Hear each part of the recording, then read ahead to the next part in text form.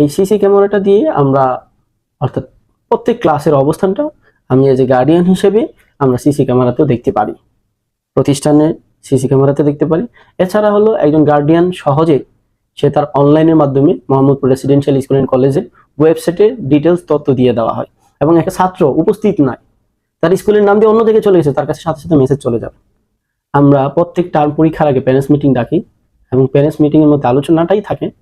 কারণ মনে রাখবেন, একজন সন্তানকে শিক্ষিত করতে চান, সুশিক্ষিত করতে চান, তাহলে গার্ডিয়ানের ভূমিকা অনেক বেশি, প্লাস প্রতিষ্ঠানের ভূমিকা আছে। এখন একটা বাচ্চা 24 ঘন্টার মধ্যে 6 ঘন্টা যদি প্রতিষ্ঠানে থাকে, বাকি 18 ঘন্টা থাকে গার্ডিয়ানের কাছে। তো ওই গার্ডিয়ান যদি ওই 18 ঘন্টা ওই একটা বাচ্চার উইক পয়েন্ট এবং স্ট্রং পয়েন্ট গুলো যদি শিক্ষকদের কাছে বলে, আর শিক্ষকরা এই 6 ঘন্টার উইক পয়েন্ট স্ট্রং পয়েন্ট গুলো নিয়ে যদি আলোচনা করে, তাহলে অবশ্যই আমি বিশ্বাস করি একটা ছাত্র একটা ছাত্রী ভালো কিছু করতে পারবে তার ফিউচার, তার ক্যারিয়ারে। তা আমাদের প্রতিষ্ঠানে সেই ব্যবস্থাটা রয়েছে। আমরা প্রত্যেক টার্ম পরীক্ষার আগে প্যারেন্টস মিটিং করি, তাদের কথাগুলো শুনি, তাদের কি কি প্রবলেম ফেস করতেছে, এবং আমাদের কথাগুলো যেন গার্ডিয়ান শুনে যেন বাচ্চাটার একটা ভালো কেরিয়ার করতে পারে, সেই জন্য ইনশাল্লাহ করা হয়। যদি এই নভেম্বর এবং এই অক্টোবর